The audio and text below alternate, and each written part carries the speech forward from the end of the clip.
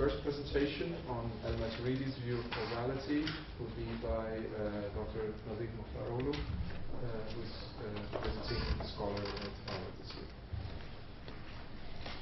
Thank you very much.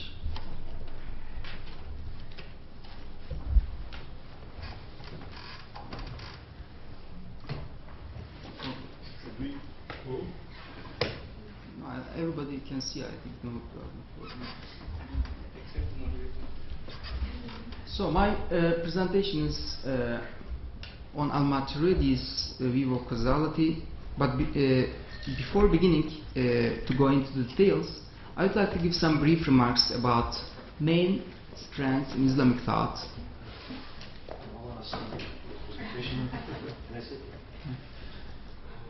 So I identified four main strands. I would like to give the Arabic terms first and then discuss some English translations.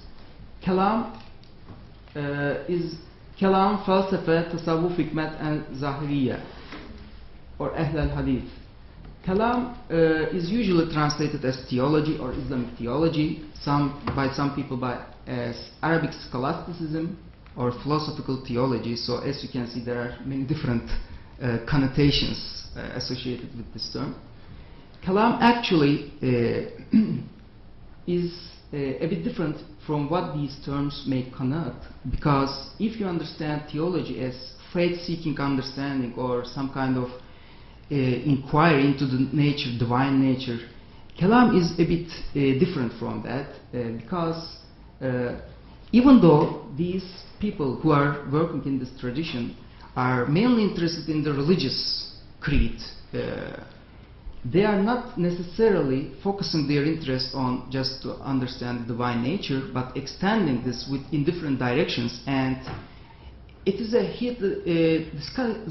discussed issue whether we should take the religious belief as a dogma and then rationalize it, or just to take it as an inquiry, an object of inquiry, and check whether it's true or not. So, for example, you can find some people in this tradition who will take for granted what the religious creed says in Islam.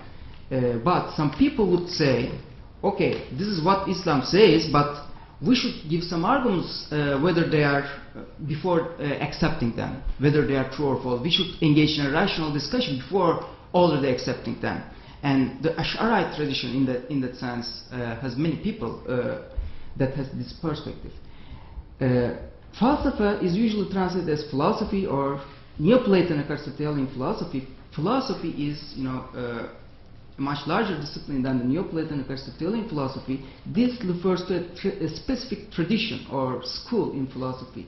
And Falsafa, people who are considered themselves as philosophes, these people usually relied on the Aristotelian and Neoplatonic background in making their, developing their systems.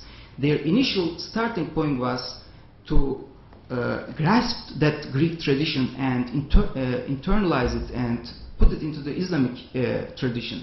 And in that sense, Kalam and Falsafa differs in terms of their starting points. Kalam starts with the religious creed and examines it. And Falsafa focuses on the Greek tradition and then interprets it in terms of Islamic, phrases, in terminology and other stuff. Tasawwuf and Hikmet usually translated as Sufism, etc., theosophy, but there is a theoretical side in Tasawwuf or Hikmah. It is not just a life of a way of living and mystical experience. It has a theoretical side. Ibn Arabi, for example, has a very much developed metaphysical system, though he has a mystical experience. He combined them. And Mullah Sadra, you can also see the same.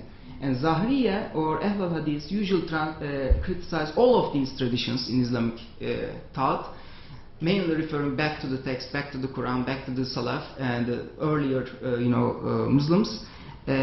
But even though they have such a claim, they criticize philosophy, Kalam, etc., they have also a kind of philosophical sense, because if you look at Ibn Taymiyyah's critique of Aristotelian logic, it's quite philosophical. Maybe you read Wittgenstein in the lines when he is criticized. Okay, let me now begin with Al-Maturidi. He is one of the main schools in Kalam.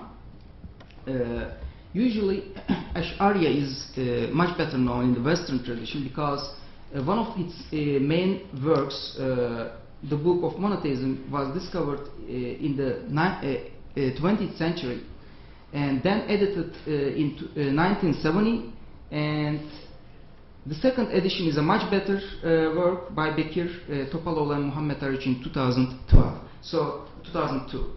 I mainly rely on the second edition of this work.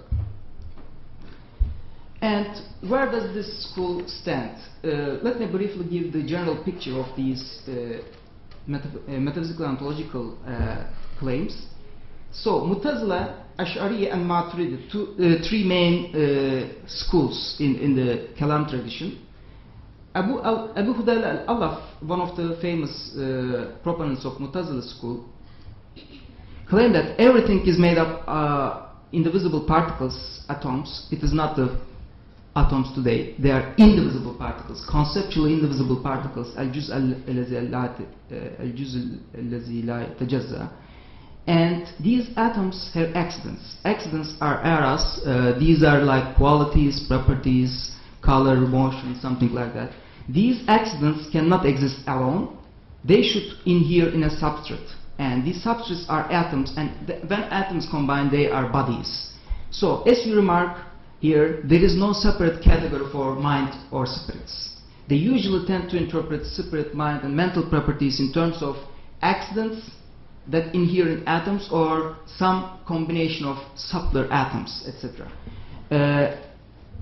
Al-Ash'ari again accepts indivisible particles, atoms, accidents and bodies, the same system, but Al-Maturidi does not explicitly accept atoms, indivisible particles. He accepts physical objects, which he calls ayn, and accidents, again, which he calls sifa and arad. Again, he also talks about natures, and this is one of the most confusing concepts I will talk about later, taba'i. Now, when we look at the metaphysical thesis associated with these ideas, the Mu'tazila tradition accepts that there are some enduring accidents and the non-enduring accidents. Some accidents, like motion, are perishable by nature, but some of them are enduring. They can continue to exist, and atoms also endure. But Ash'aris do not accept enduring accidents. All accidents by nature are perishable. They cannot continue to exist. And atoms' endurance is also explained by the recreation of the accident of duration. So then, atoms are also perishable because they rely on the recreation of the accident of duration. When we look at the implication on human will and action, we will see the Mu'tazila accepts will and choice, and also postulate a kind of human power that precedes the act and causes the act, human act. Al-Istita qabla al-fi'l is the famous motto of this tradition. The human power precedes and causes the act. But Ash'ariya rejects that the human power precedes the act. They say they are simultaneously exist, and the human power does not have a causal efficacy on human action. And Al-Maturidi here also accept choice and will, the notions used by Al-Allaf, and also takes the Ash'ari point that human power exists simultaneously with the human action. Now, there are three main interpretations in circulation regarding Al-Maturidi's view of causality. Richard Frank, for example, says God is the ultimate causal agent in the system, but there are secondary causes, secondary efficient causes. And he relies this idea based mainly on his concept of nature, Maturidi's concept of natures. Merrick Pesano says that according to Al-Maturidi, God is the only creator, but human will is efficacious. So, again, human will has a causal effect. And Mustafa Çeriç ascribes the idea of constant creation to Al-Maturidi because he says God is the creator of everything, Allah haliku kulli şeyin, On the basis of that, he says constant creation. But now, I will argue that Al-Maturidi is an occasionalist. Constant creation does not clearly state that idea. And I will reject the other two interpretations. Now, in order to see that, we should examine Al-Maturidi's metaphysics in detail. What we have seen in his system is that accidents come out of nothing. This is the idea of hudud. They are hadith. They were not existent and then become existent at a certain time. Accidents like motion, rest. And he conceives accidents in terms of opposite pairs, motion, rest, composition, decomposition. And since he conceives them in these opposite pairs, they must follow each other. Motion comes after rest, rest comes after motion, etc. And they have an initial point in existence. Accidents cannot endure. They are perishable by their nature. Now this is the second point after that. So no accident can sustain its own existence. And why he does held this view does not explain in detail, but just says anything that can cease to exist cannot sustain its endurance on its own. Says something other than itself. And here we see that it is not clear, doesn't state explicitly, but it seems that Al-Maturidi conceives the contingency in question not just in terms of the being or the object, but in terms of its all states, all accidents. If some object is contingent, it's contingent in every respect. Now, he thinks accidents must inhere in substrates, so they cannot exist on their own. And the substrates were ions, the physical objects.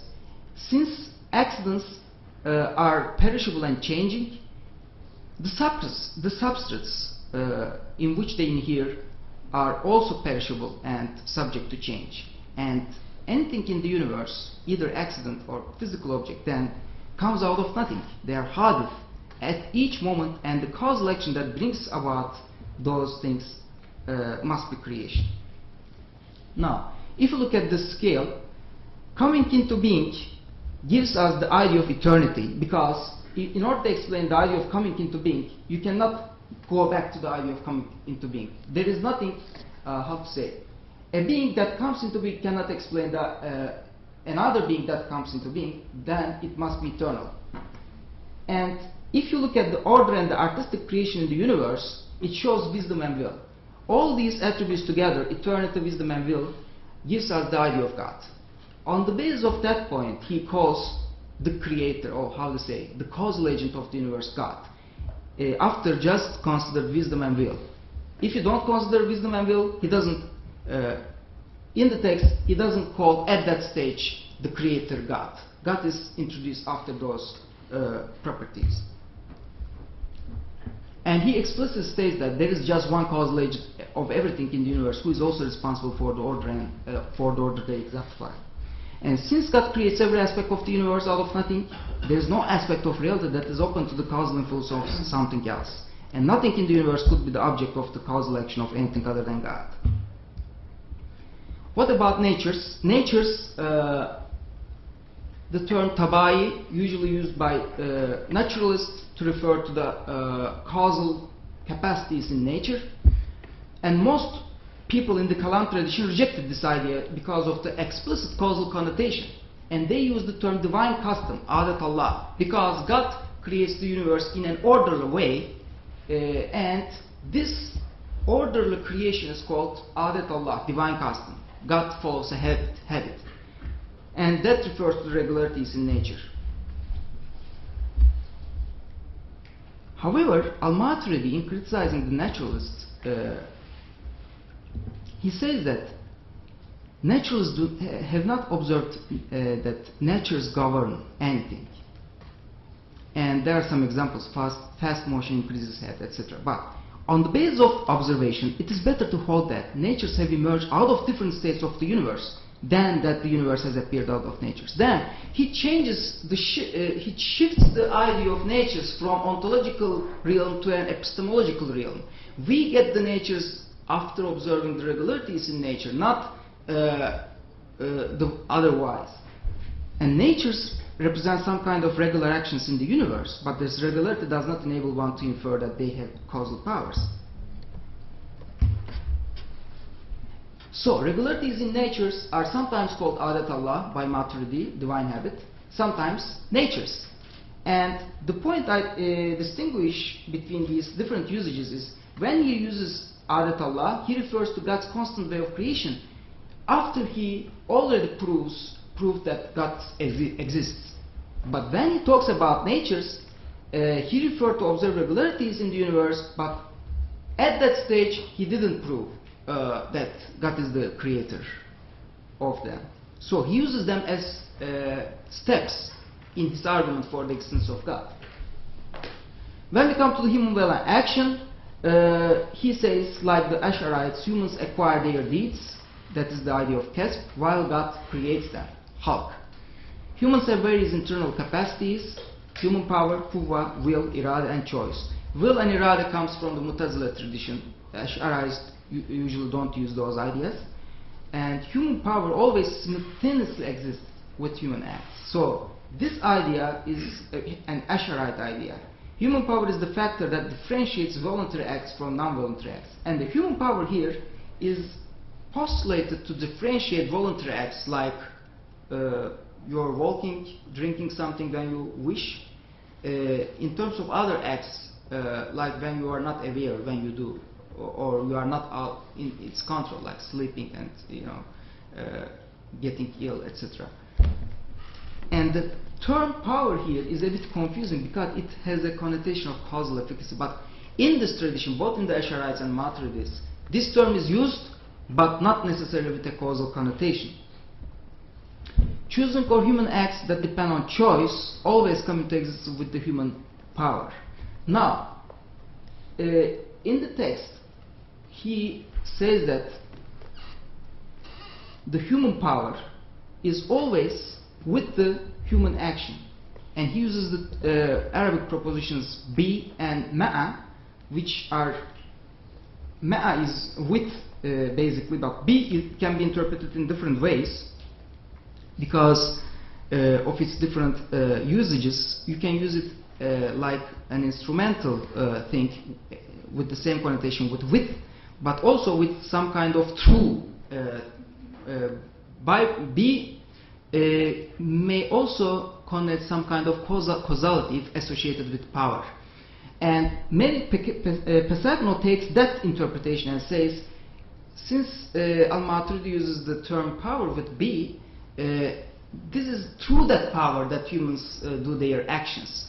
But again, he disregards all the metaphysical interpretation in question and takes that ambiguous, one side of that ambiguous interpretation and gives that interpretation on that basis. Since I see that Al-Maturidi's metaphysics implies occasionalism, I interpret those passages on the basis of that main framework and intend to interpret those passages as with the connotation with. Ma'a actually clarifies the meaning of that phrase.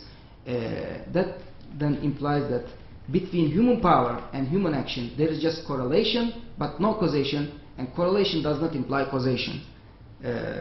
So that's the end. I finished 2 minutes earlier, I think. So thank you very much.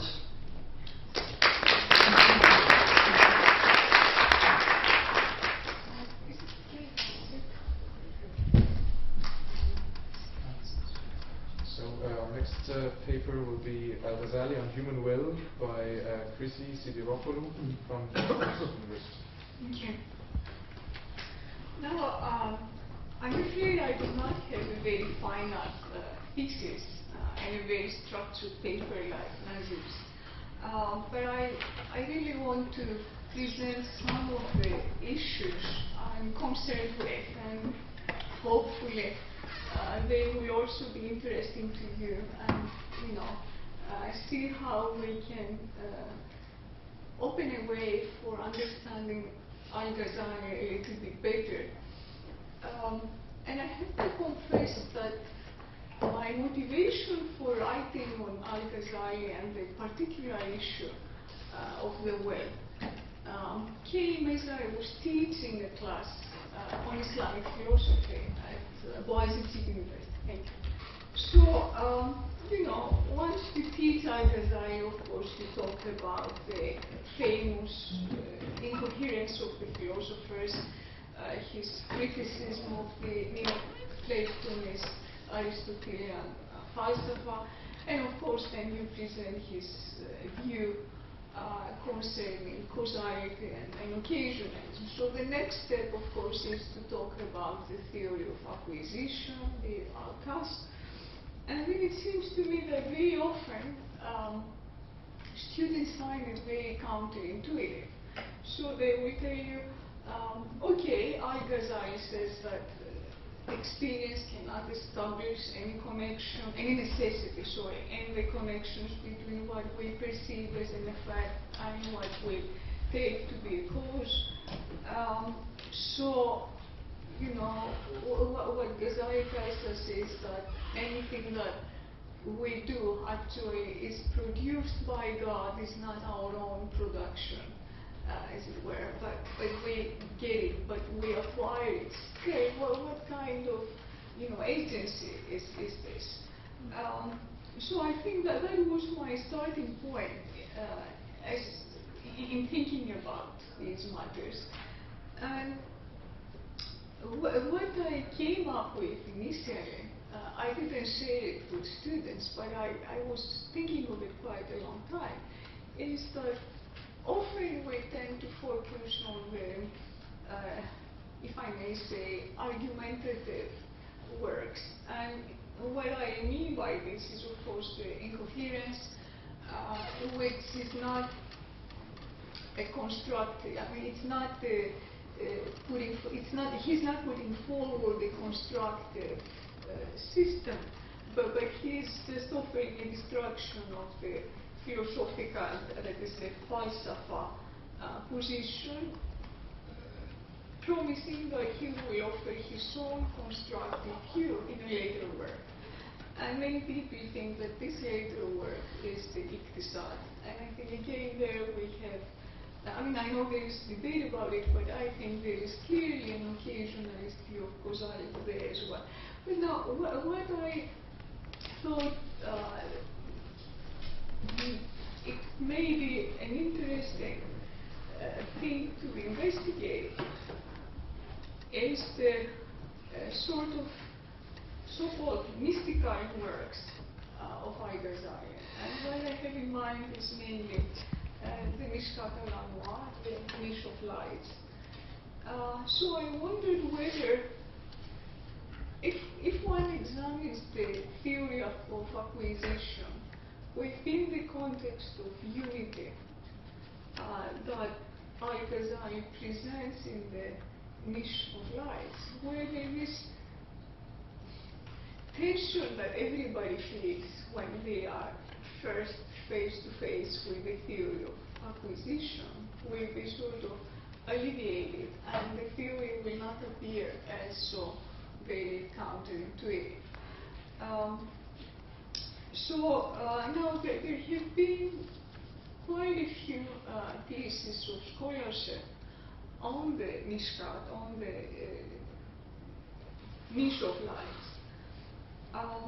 So people that recently wrote about it is, of course, from Griffith and his Al-Ghazali's philosophical theology. So that's a very large and detailed book. So parts of it are dedicated to the Mishkat al-Anwar, and especially the Beis Hadith.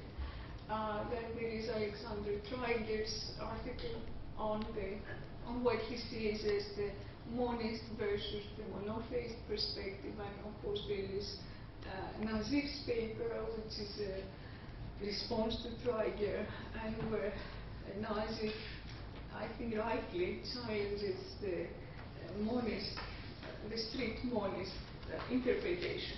So now, how can I start with the Mishkat? Let me just follow Griffith's classification of the 4 different groups that are presented in the Beis Hadith. So the Beis Hadith is a part towards the end of the Niche of Lights, of the Mishkat, and that's where Al-Ghazali offers a discussion, an interpretation of the hadith on the veils, on the idea that God is hidden by 70, and some say even 70,000 veils, so that one has to go through a hierarchy of, you know, a process towards light, and still there are three kinds of people: those who are veiled by darkness, those who are veiled by both light and darkness, and I think very interestingly, those who are veiled by light only. So, of course, there is discussion as to how the four groups can be identified. So different people identify them differently. I don't think that much depends on it for what I'm trying to do. So in any case, let me briefly mention how Griffith presents the four groups. So the first group are the people who fail to understand, according to Griffith, that there is multiplicity and that there are many different spheres in the heavens. And now that seems to be a kind of vague Aristotelian position regarding early theories of cosmology.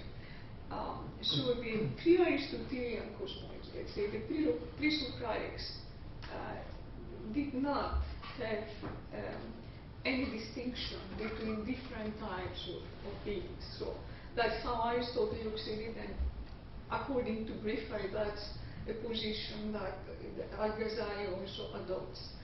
But what is important about the first group is that they have a proper understanding of the divine transcendence. And now, according to Griffith, this seems to imply the first group's identification with the Ash'ari tradition. Now, the second group, they seem to be the Aristotelians, and as Griffith says, they are within, I mean, as he sees it, they are within the grip of Aristotle's kinematic proof for God's existence. I think we recall Aristotle's position on the first mover, and so Aristotelian so-called theology is the theory of motion. It's a perspective devised in order to give an answer to the problem of motion in the physics. Physics itself cannot solve this issue. So now these people fail to understand that there is a being higher than the mover of the highest sphere. So they worship as God a being who is not God. It's just a mover of the highest sphere, but no more than that. So their Lord is the mover of the primum mobile, in a sense. And here, what is important for the second group is that they talk about motion, imparting motion by direct contact, which is unlike the divine dignity. So, coming to the third group, according to Griffith, the third group are people like philosophers like Ibn Sina and Al-Arabi. So what they realized, so their level of progress, if you like, over the people of the second group, is that the Lord of the universe, the Lord of the worlds, cannot be moving bodies by acting directly upon them. So they come up with the idea, of command.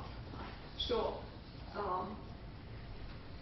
the being who is directly acting upon the spheres is an angel, and this angel is doing it out of obedience to God as a service to Him. So these people at least understand that the Aristotelian perspective that focuses only on motion is something limited, and that they have to put forward the perspective of existence. So they claim that the Lord is the one who is obeyed by this mover, he is the Al-Muta. But they also claim that God is the mover of everything by way of the command, out. So not by way of directly acting upon other things. So then Al-Ghazali claims that there is an obscurity when they try to make the command, and the essence, the mahiyya of the command understood, and this places limitations upon deeper understanding, but his book cannot go into that. So to me this is like saying that people like Al-Farabi, the main representatives of the falsafa, they have an understanding which is limited by their emanationist presuppositions, and of course the necessitarian picture of divine action that this emanationist framework entails. So now to conclude with the third group, I think Chryssi is right when he says that Al-Ghazali sees the God of the philosophers like Al-Farabi and Ibn Sina. So these people, Al-Farabi and Ibn Sina, think that the being who think of God as a certain being, but this being actually is the first creation of the real God. And what actually prevents their understanding, of course, is that they have the idea of an eternal universe and of necessary causal networks. So this becomes clear when we compare them with the fourth group. The fourth group are the people who have arrived, or the attainers, the Al-Basilon, and the stage in which they are, the stage to which they can come, the stage to which they have arrived, is the stage of fana, the annihilation, and unity, the tawhid. But even within this group, there are two subgroups. So those who retain the sense of their own self, even if all objects of vision sort of melt away in unity, but there are also the elect of the elect. And now, for the elect of the elect, it's better to describe their position as acknowledging not that there is no God but God, but that there is no He but He, because the first formulation still preserves some kind of differentiation. But if you say there is no He but He, that's really a very strong expression of unity in which no differentiations between what is God and what is not is to be found. So this is the stage of annihilation. And here we have to note that for Al-Ghazali, annihilation, al-fana, is not synonymous, is not the same thing as union with God, itihad. But as he normally stresses, union is only a metaphor for understanding the true meaning of unity, of tawhid, namely that the realization that all being is He. But as many of us may know, Al-Ghazali is very apprehensive of, ecstatic Sufi pronouncements like those of Al-Bastami or Al-Khalas, who identified themselves with God. Just to very briefly come to the monism versus monotheism debate. This is an idea put forward by Alexander Traeger in a relatively recent paper. So if I understand Traeger right, he thinks that in the Nishkatalan especially in Ghazali's discussion of the Beis Hadith, there is a strand of monism which is opposed to monotheism.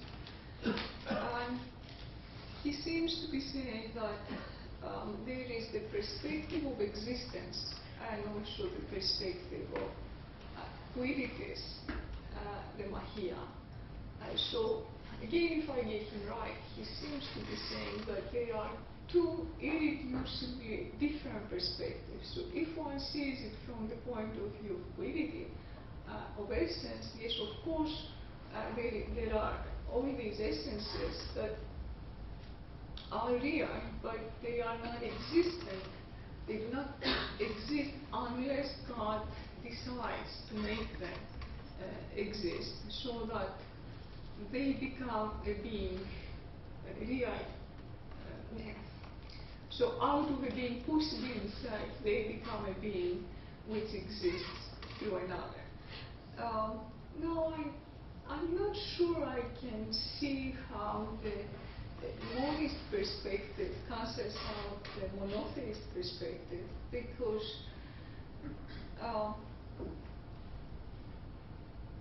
even if we are to say that there is no world apart from God in Al-Ghazali, I think one has to always have in mind that it is God who decides to make or not to make the world. And the world is real, even if it is totally dependent on God. So I do not think that Al-Ghazali says something like God and the world are identical. To me, that seems to be the monist perspective. But he seems to be saying that independently of God, out of the divine action, the world comes to nothing. But now to claim that the world does not exist because it utterly depends on God, so that human life is not real, or human action is not real, to me seems a very, if I may say, unnuanced kind of statement, because what existence is in different contexts is a very complicated issue. So in this respect, I also agree with Nazif's criticism of Triger when he says that the difference between the monist and the monotheist, I mean, that what is very instrumental in the monist interpretation of the Beis Hadith is conflating ontology with modality.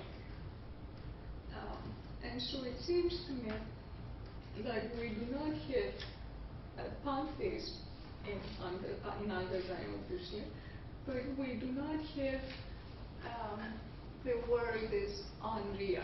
I think the world is very real, the world is very existent, if I may say. But still, this does not contradict that ultimately everything perishes, save God's face. Now, how can we think about the cusp, the acquisition issue?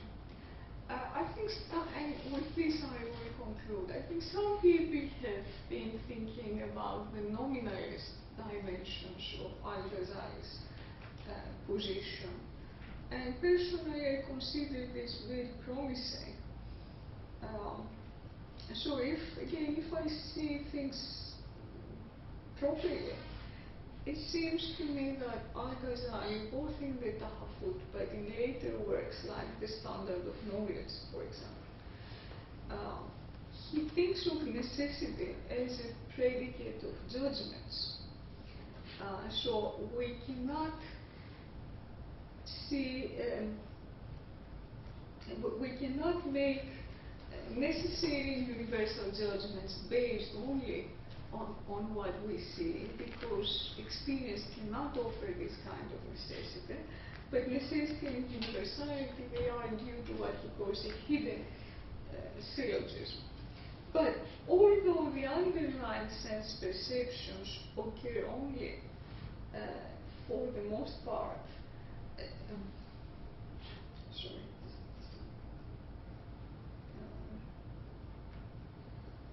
although we cannot derive universal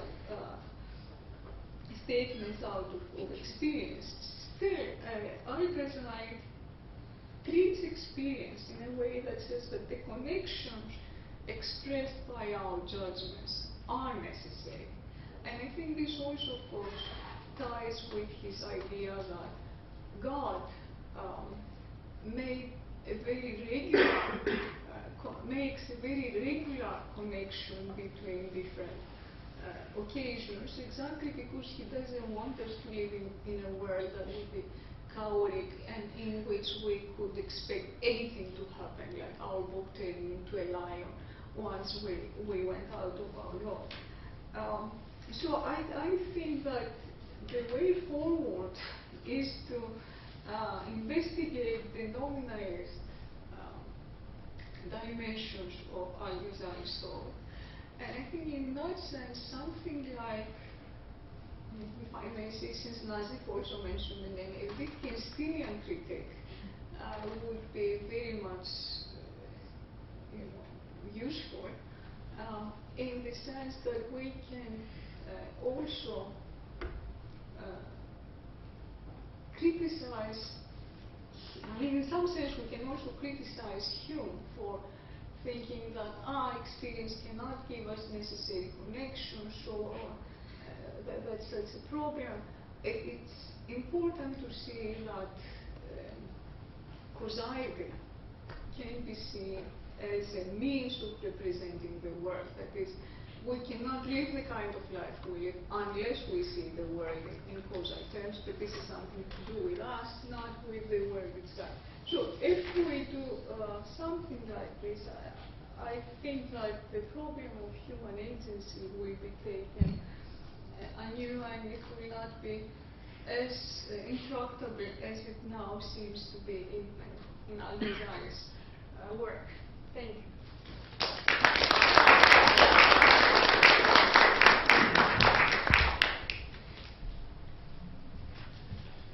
Our next paper will be Ibn Arabi and Occasionalism by Ozgur, Koca. If you want to stand up. Is it yours? Just can hold it. No. Just read it.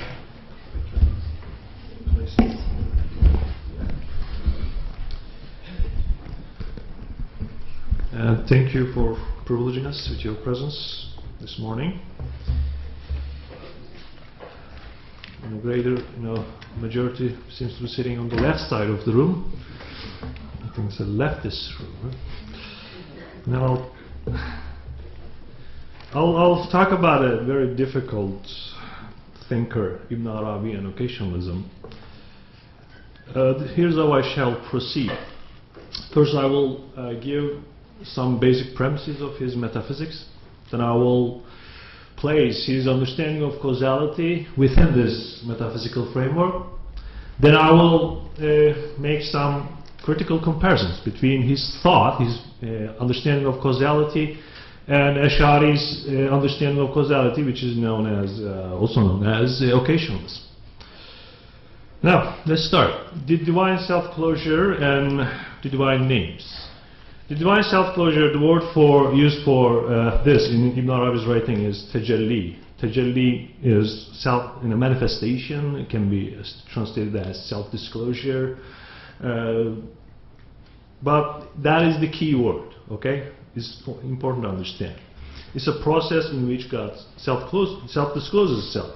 There are infinite possible forms of self-disclosure, Ibn Arabi says. Now, first, we are talking about something absolute, and that absolute is infinite, has infinite potentialities, and that infinite potentialities are crying out to be realized, actualized.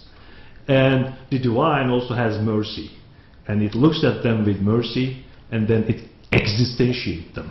Because being a potentiality is at the same time is uttering that prayer. And prayer cannot not be answered by someone who is all merciful.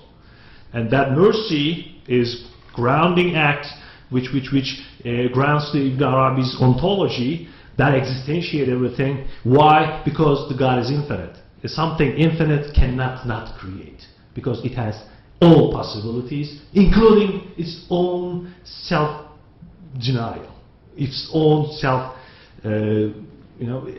every possibility imaginable is exist there.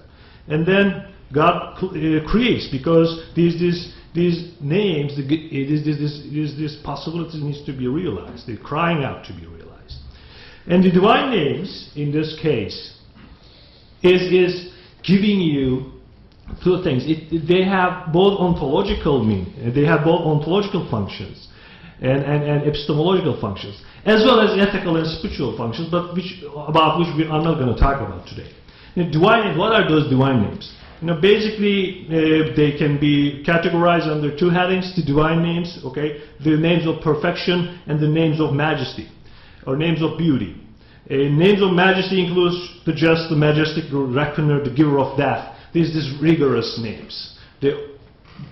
Imagine in a world, the universe, the rigorous stuff here, right? Majestic stuff. And these names are existentiating this stuff. And then there's names of beauty. Who is creating a mother's heart? And there you find the reason. Okay, both majesty and both beauty, the world is a stage where they intertwined. Both necessity, both determinism and chance, freedom, possibility, contingency. Necessity and contingency, beauty and majesty, evil and good. They all intertwine because of these names. Because all they exist primordially in the divine essence. And the divine names in Ibn Arabi has, as I said, has ontological and spiritual, ethical and epistemological functions. From an ontological point of view, the divine names are channels of the self-externalization of the real, haq, al-haq. The word is used for the real, is al-haq. And in the phenomenal world, from an epistemological point of view, they are pathways leading to the knowledge of God. From a spiritual ethical point of view, they are tools. When you recite them in a proper manner, when you recite them in a state of deep concentration, they allow you to assimilate the qualities of the divine. Because then you recite the qualities of the divine as if you want to assimilate those qualities. And there you can see the ethical implications, spiritual implications of these names. But aside from that, I'm not going to talk about that. That's another discussion for another day. But today, ontological aspect of it, these names are the world is a stage where these names are displayed. And everything you see around are configurations of these names. Everything you see, there's God and there are divine qualities, divine names, and everything you see around. Is this a pantheism or panentheism? I'll talk about that. I think not, but we'll come to that. Now, another thing that to know is important. These names. Now let's talk about the causality. Now, the world is nothing but subtle interplay of the divine names, a system of theophanies, if you will, theophanies. For it is, after all, nothing but the world is self-disclosure of God. In this sense, creation becomes identical with manifestation. This is important. Manifestation and creation are tantamount to each other. The things, acts and events and attributes are nothing but so many delimited manifestations of the non-delimited. Mutlaq. There's a non-delimited, but the world is a delimited manifestation of this non-delimited. This is important to know to distinguish his cosmology, his worldview from pantheism and panentheism. Because it is not. But I'll talk about that. Now, the diversified, successive and evanescent forms, suwar, are nothing but expressions of the real, al-haq, in the phenomenal world. The phenomenal world is explained vertically, and horizontal relationship is seen as fictitious. Here you can see the links between occasionalism and his worldview. Now, as such, the divine names are the cause of everything. Illiya or Sababiyya, this is the word he uses for the divine names. This is a quote. The cause for manifestation of every property is this divine name, end of quote. It is God who is the immediate cause of everything. Both cause and effect are self-manifestations of the real. And as Henry Corbin also aptly observes here, in Ibn Arabi's metaphysical system, phenomena can never cause other phenomena. In the realm of phenomenon, the constant effusion of the breath of the merciful, this is an important concept as well, the breath of the merciful, it causes things to come existence. What is this breath of the merciful? It is that, I mean, as I said, there are things needs to be existentiated, crying out, possibilities. And God, in His essence, has mercy by breathing out. By breathing out, it gives their answer. It eases their sadness. As you breathe out, you ease something. It eases their sadness. It eases the sadness of the divine names as well. Both prayer, okay, both the one who prays and the one who answers the prayers eases the sadness by this act of breathing out. It shouldn't be understood in the anthropomorphic terms, but the ontological, sense you should get. I mean, there he gives you his ontology. This mercy existentiates everything, and moreover, the cause and effect relationship is nomological. It is not chaotical. It's not happening haphazardly, but it is happening in a law-like fashion. And he finds a reference to his will in the Quran, and there the Quran says, we send everything down in or with a known measure. And there he finds that verse, and then he says, okay, this tajalli, the act of tajalli, a self-disclosure, is not happening haphazardly, chaotically, it's happening in an orderly manner. It's a law-like, and there God, because God is self-limiting itself as well. Okay, then comes the idea of continuous creation. The word he uses for continuous creation is Khalq al-Jadid, and a term is also derived from the Quran. Even in Arabi's technical language, the breath of the merciful refers to God's continuous existentiating acts. Construction, this expansion and contraction in breath refers that the God is creating the world anew at each moment. Anew at each moment. The breath, contraction and expansion. And that is for Ibn Arabi to say that the world is annihilated and created at each moment. The phenomenal world is actualized repeatedly and endlessly by recurrent waves of tajalli. When something passes away, something like it existentiated at the same moment, the identity of the thing, and now that's why we have a delusion of continuity. Because the world is being existentiated, is being recreated, and even at each moment, how are you going to realize, if there is such a thing? Because it is, he says it is there, but you may not be able to realize it if you don't focus on the issue. You can just live your life as if there is continuity. But this is a pulsating world, if you feel. It's a pulsating world. And when something, but there are also things which endures in this world. The identity of a thing in this eternal process is preserved due to its archetypal form in God's knowledge. That is the only thing which endures. God's knowledge. God knows things. God knows things. Also, it ontologically existentiates them all the time, but there's something archetypal, fixed entity, ayan sabita. He uses the word ayan sabita in God's knowledge, and God knows them, and there is that thing which endures.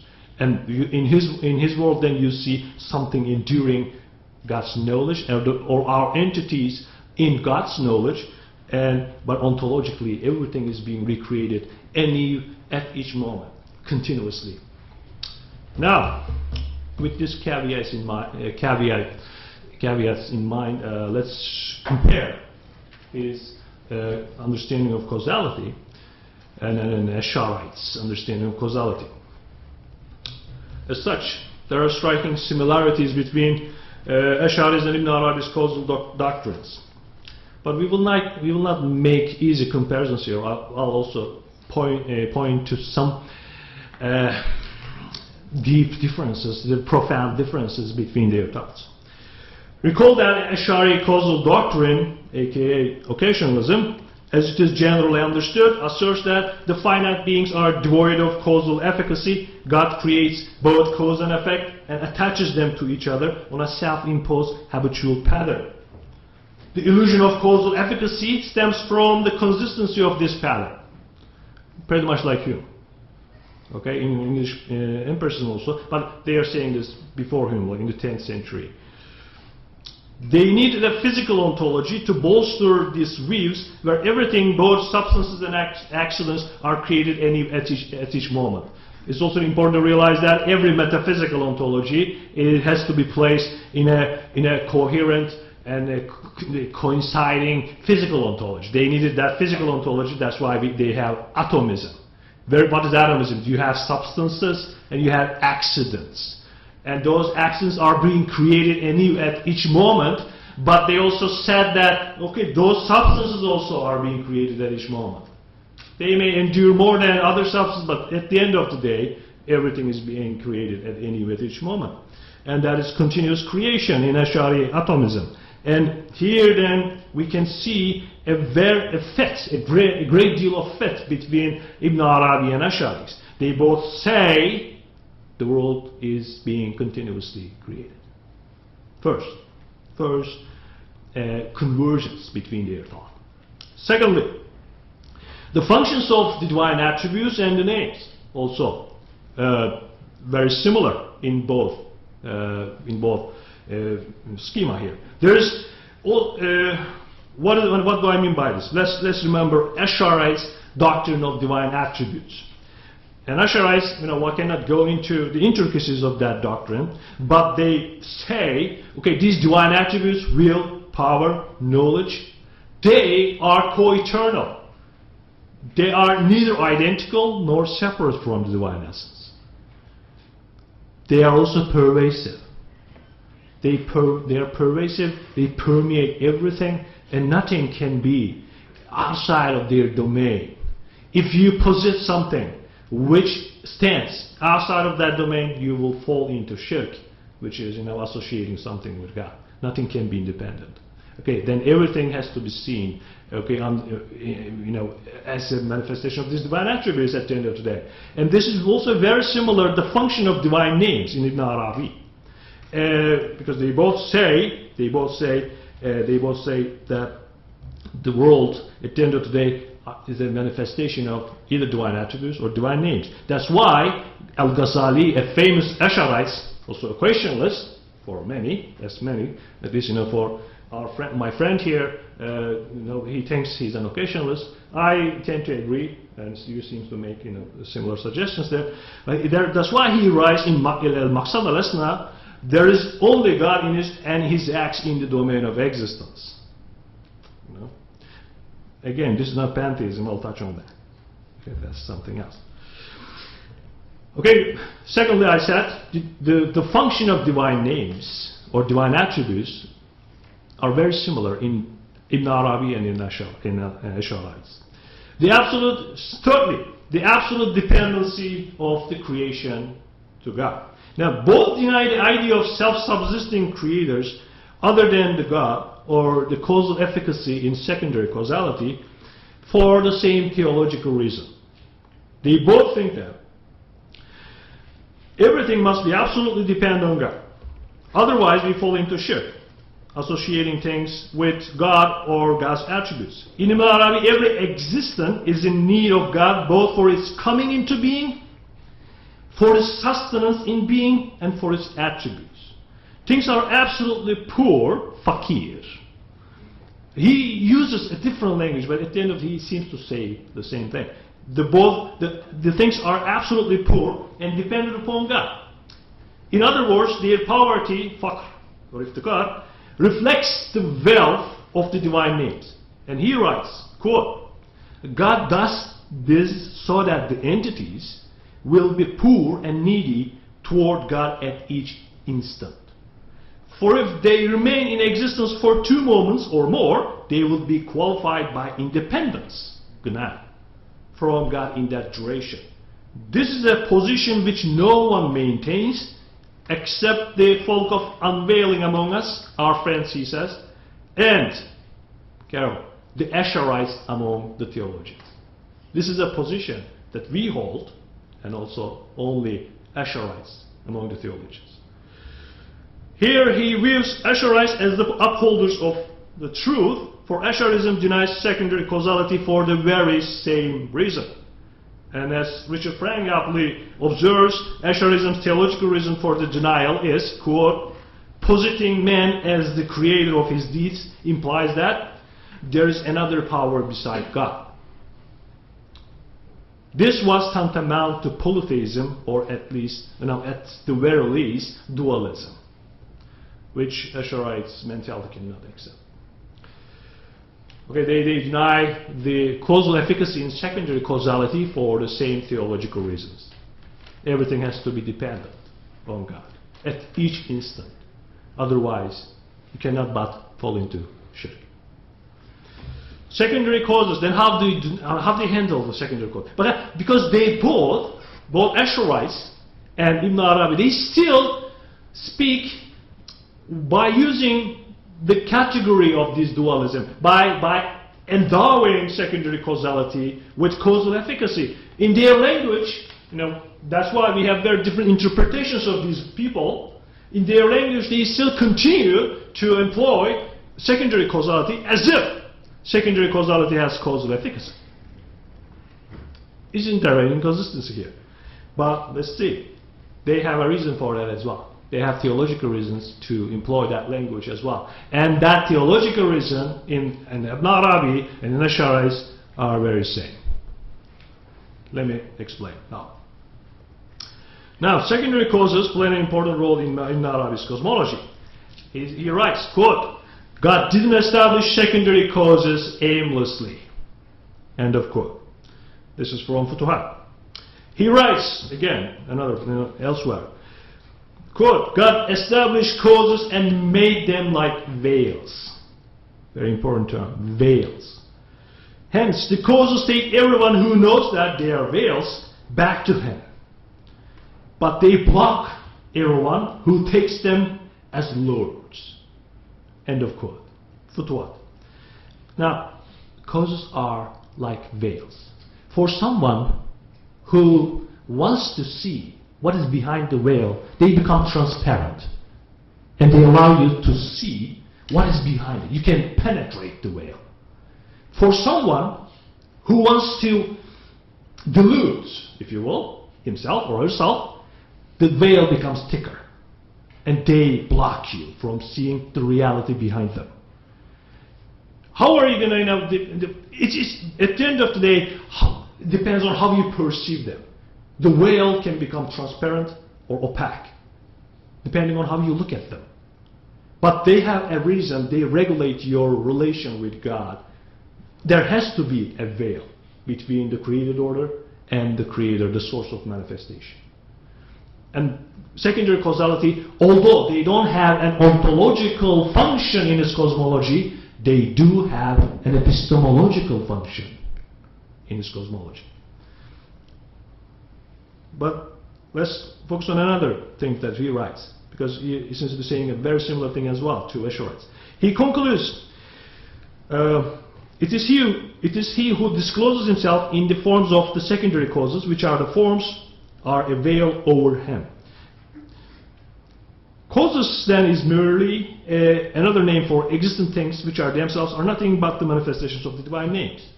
Hence Ibn Arabi elsewhere calls causes as loci of manifestations of the divine names. The existence of locus is a secondary cause. He writes here, this is a quote, quote, the existence of the locus is a secondary cause for the existence of desired thing to which God's will become connected. Now, he uses the word, the loci of manifestation. Now, why do we have these causes? Then why the Quran still sometimes attributes an act to the divine, sometimes to a man, sometimes to an angel? This is a question, a valid question. And then he says, okay, there are secondary causes in this world, but they are merely loci of manifestations. loci of manifestations. And the Quran uses these language to address everybody, because not everybody in this level of seeing only the divine hand behind the X. For them, okay, it has an epistemological function, as I said. Also, it has a practical function, because not everybody will understand that language if the Quran uses it. It's the linguistic necessity. First, you affirm it to deny it at the end. Okay, it's like any intuition pump, as you were referring. If you first accept something to make clear an abstract point, then when you bring that someone closer to you, then you show him the real truth, then you deny it.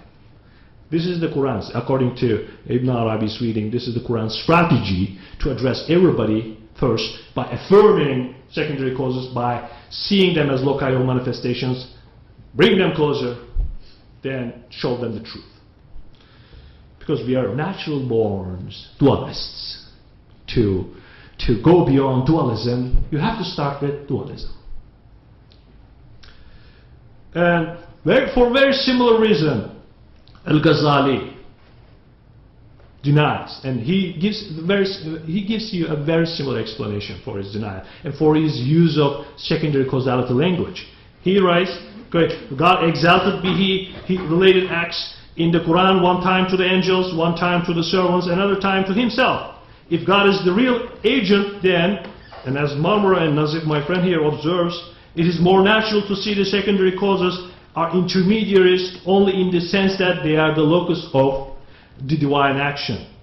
Ibn Arabi uses the word majla for this, and Ghazali uses the word mahal for this, but they mean the same thing. Majla and mahal. Majla, the locus of divine self-pleasure, and mahal is the locus of divine act. But locus, they're at the end of the day. They both, now to sum up, they both see secondary causes, a loci of manifestation of divine names, and they both think that they have epistemological, not ontological functions, and they see divine causes as some kind of veils which hides and manifests at once.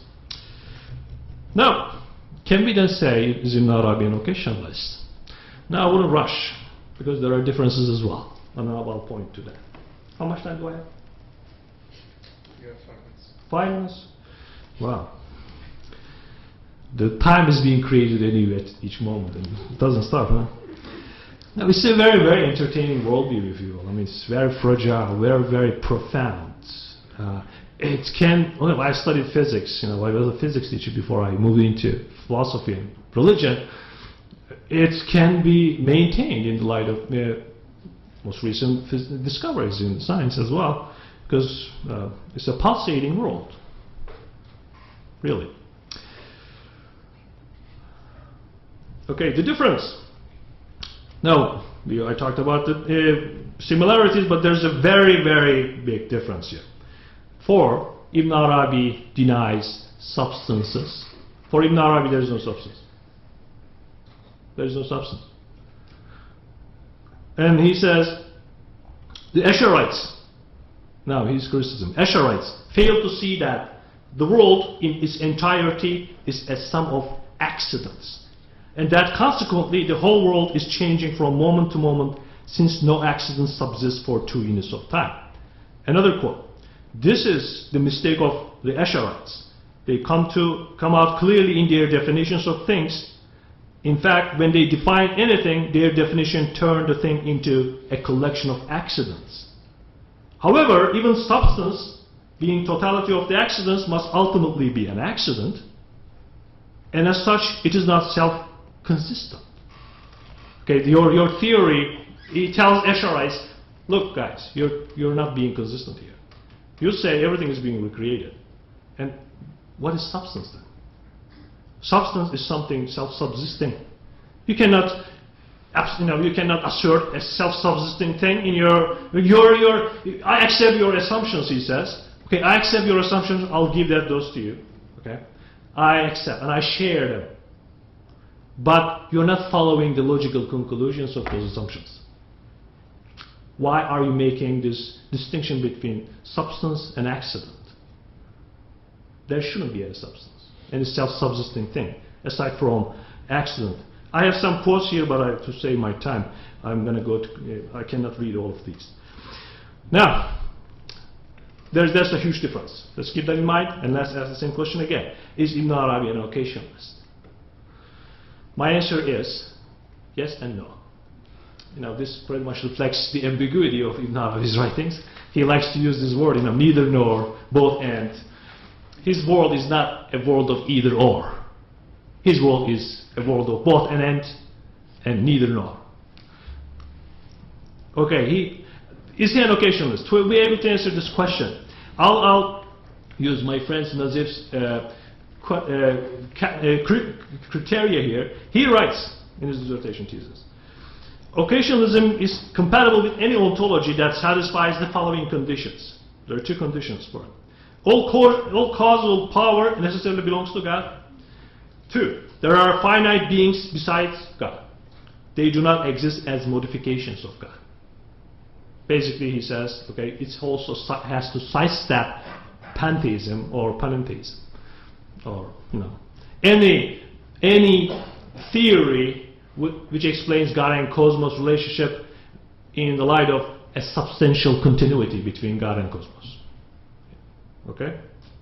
Now, Ibn Arabi's ontology, as I said, satisfies the first presumption. Okay, as we argued, everything is being recreated by divine, and the divine names are the sabab, are the illiya, are the causes behind natural phenomena. But how about the second one? Is Ibn Arabi sees the world as a modification of God, like in the sense that Spinoza sees it? I think not. Why? I'll give you a couple of reasons. Firstly, the most coherent interpretation of Ibn Arabi's writings on the God-cosmos relationship would lead us to the conclusion that the world is mysteriously plunged in God. I will accept that. The rays of the sun are, at the end of the day, are neither sun nor other than sun. But Ibn Arabi never asserts that God is the world, or the world is in totality is God. He never says that. And this is the case in pantheism. Ibn Arabi speaks so categorically about the transcendence of God as well as the immanence of God. Now, this is a worldview where he wants to strike a fine balance between transcendence and immanence. Let's see what he writes. For example, this is from Futuhat. Quote, independence and poverty can never be brought together. Poverty is an attribute of creation, and independence is an attribute of the real, haq. Nothing brings together the real and the creation. The real remains as the real, creation remains as the creation at the end of the day. Now, a pantheist wouldn't say that. Secondly, and as Chitik observes, Ibn Arabi never uses the term wahdat al-wujud in his writings. Wahdat al-wujud, the unity of being, a word, he never uses that word. Okay, I'll just... Can I say a few more words? Then I'll finish. Okay, he never used, he finished 2 minutes earlier. And he's my friend. And okay, he never uses the word, he never uses that word. Okay. Thirdly, although the separation between God and cosmos is not real, the gradation is real. There's a gradation. And the term tayyun or tajalli, the self-disclosure, also allows you to think about the delimitation. God delimits itself. The world is then, a corroded manifestation of the divine names. And fourthly, Ibn Arabi never envisaged a substantial continuity between the God and cosmos. What he says, there's a theophanical unity. But theophanical unity is different from hypostatic unity or substantial unity. It's a unity between the sunlight and the sun. It's a degraded, there's no real separation, but still, there's a gradation, and that is different. Could it be then a panentheism? I don't think so, if panentheism envisage a substantial continuity between world and God. This is a theophanical unity, an entirely different thing, and our usual categories cannot grasp the truth of this. And is then Ibn Arabi then, as my last word, Ibn Arabi cannot be said in the perfect, it's not an occasionalist, but his thought is compatible with occasionalist theory. He contextualizes occasionalism. He gives occasionalism to a very much needed theosophy. He places occasionalism as a metaphysical framework. It cannot be reduced to occasionalism. It's beyond that, but it is compatible with occasionalism. Very much in the relation between quantum mechanics and classical mechanics. You know, quantum mechanics did not deny classical mechanics, but just limited it. Something like that, contextualize classical mechanics. And Ibn Arabi contextualizes occasionalism in a very much compatible way with occasionalism. Thank you for your time.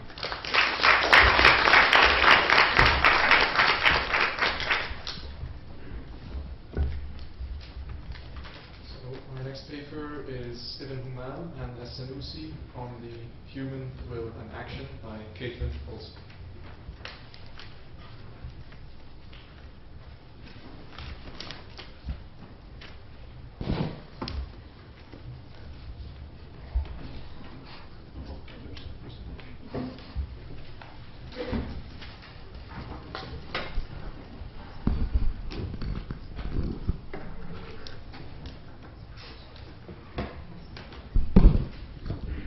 Good morning. First, I want to thank Nazif for the opportunity to participate in this conference, and also thank you to Professor Al-Ruwaiha for all of his above and beyond assistance with preparing for this presentation. In this presentation, I'm going to be dealing with two different occasionalist systems of 15th century North Africa, and I'm specifically interested in addressing how they deal with the place of the human act within an occasionalist system. For most of the presentation, I'll be focused on Ibn Humam, who, as we see, died in 1457 in Egypt. He was a Hanafi. In his legal thinking, he belonged to the Hanafi school of jurisprudence, and he belonged to the Maturidi school of theology, which we just heard about earlier today. And the ideas that I'll be presenting here come from his text Al-Musayyara, which was initially a summary of and a commentary on Al-Ghazali's Al-Risala Al-Qudsiyya, but over time took on its own life and its own importance within the Islamic theological tradition. Unfortunately, due to time constraints, I won't be able to give as much attention to the second thinker that I want to talk about. This is Al-Sunusi. He died in 1490 in northern Algeria. He was, as is typical of Western Islamic thinkers, he belonged to the Maliki school of jurisprudence and to the Ash'ari school of theology. So toward the end of this presentation, I'm just going to be pulling out a couple of his arguments from the end of a certain section in his own commentary on Al-Aqidah al-Kubra, and consider how these arguments might respond to some of the ideas that I'm going to be presenting first from Ibn Humam. And very briefly, just to situate this presentation within the secondary scholarship, of course, we can and should read these two thinkers in light of what other people have said about earlier thinkers in the Islamic tradition. But the truth is that there is very little and almost next to nothing written on these two scholars and on thinkers of this time period in general in Islamic thought. So part of my hope for this presentation is just to call attention to the value of the contributions that they're making to this debate. So before I get into the specifics of their arguments, I just want to pull back and think about what is at stake in this debate in particular, and kind of in this debate more broadly. So on the one hand, we have this knowledge from the Quran that God is the creator of all things, and at first glance this would seem to include the human act. We also know from the Quran that there's something called taklif. This is religious responsibility, religious obligation to heed divine command and prohibition. And another primary commitment or belief that we see coming up very often in these debates is the idea that humans have an intrinsic or an inherent or a necessary knowledge that there is a meaningful distinction between things that we do voluntarily, like stand up, and things that we do involuntarily, like shivering is the example that's often given. So if we step back and think about these three commitments, it seems like we've arrived at something of a dilemma, namely, how, if God is the creator of all things, including the human act, can we make sense of being responsible for our own actions, and how can we also make sense of this distinction between things that we do voluntarily and involuntarily? And another key commitment that I think is really helpful in understanding how different thinkers approach this dilemma is whether they adhere to what we might call a rationalist ethics or a divine command ethics. So rationalist ethics being that which considers that God commands certain things because they're good. Or humans have the rational capability to look around the world, say, we know things that are good, we know certain things are bad, and it really seems like it would only be appropriate for God to act in line with those things that are good. And this way of thinking is typical of the Mu'tazili school of theology. This was an earlier theological school that had essentially died out by this time, but was very influential in Shi'i thought. And it's also pretty typical of the Maturidi school of theology. On the other hand, we have divine command ethics, which says that acts are good because God commands them. And this is more typical of the Ash'ari school of theology. So turning now to Ibn Humam, who's our first thinker, just to reiterate, as is typical of the Maturidi school of theology, he does seem to adhere to a rationalist ethics. And I say this because throughout at least this section that I'm looking at, he reiterates time and again the incompatibility of taklif, and again that's religious responsibility, with jabr, which is compulsion. So it seems like he has an idea of what God's justice needs to look like. That involves the idea that God would not punish us for things that we didn't have some kind of ownership over. So that notion of justice, of divine justice, is going to be incompatible with humans being compelled to do what they do. So turning now to the specifics of his argument, he begins by presenting the argument of the Mu'tazilis and the Aristotelian philosophers. And this generally says, well, it begins by acknowledging, okay, there are Quranic verses that suggest that God is the only creator, but we need to do a takhsis, or a qualification, of these verses in the case of human voluntary acts. And we need to do that precisely because we have this necessary knowledge that there's a difference between voluntary things and involuntary acts and voluntary acts. And because if we don't do a takhsis, if we don't qualify these Quranic verses, we're going to end up with compulsion, with jabr. And this seems like a real problem. So what is this takhsis for the Mu'tazilis and the Aristotelian philosophers? It consists in saying, in the case of human voluntary acts, God creates for man a qudra, or a power, by which man then brings forth his acts. This position, of course, makes people uncomfortable because it seems like you really just kind of open the floodgates to making man a creator, perhaps a co-creator with God. This is really something that makes people uncomfortable. So how else might we understand the functioning of the human act given kind of these commitments that we are going to want to adhere to? And so at this point in this text, Ibn Humam considers various kind of other ways of thinking about this that previous theologians have put forward. And he begins with Al-Ghazali, who says, yes, of course, man has a qudra, he has a power, it's related to his actions, but a qudra can be related to actions in a different way besides that of creation. And he gives an example, he gives some arguments. Ibn Humam shoots these down, and he moreover says, we're really not helped by positing a qudra, a power that doesn't have any efficacy, because the definition of jabr is not having an effect on our acts. So if all we've done is say, well, we have this qudra, but it doesn't have any effect, it doesn't seem clear how that has really helped us to get out of this trap of compulsion. The next arguments that he considers, these are two from Al-Maturidi via another thinker, Al-Nazifi. And the first one consists in saying, well, there's a distinction between creating something and doing something. And an act belongs to God insofar as it's created, and it belongs to humans insofar as we're the ones who do it. So God creates, say, a haraka, a movement, but man is described as the mutaharik, as the one who's moved. And this is how we can make sense of being responsible for what we do. We're the ones who did it.